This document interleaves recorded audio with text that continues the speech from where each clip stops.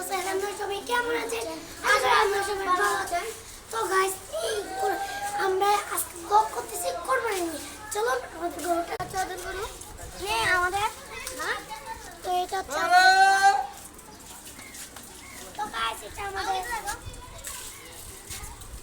এটা একটু পাতলা কিন্তু 1,15,000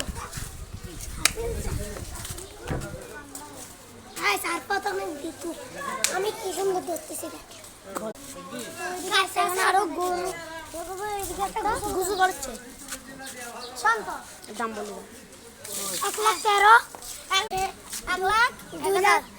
1,01,000 ওটা হচ্ছে 1,13,500 তুমি বলে দিচ্ছ খালি বারবার উল্টা পাল্টা এটা হচ্ছে 56 70,000 মারা গাইস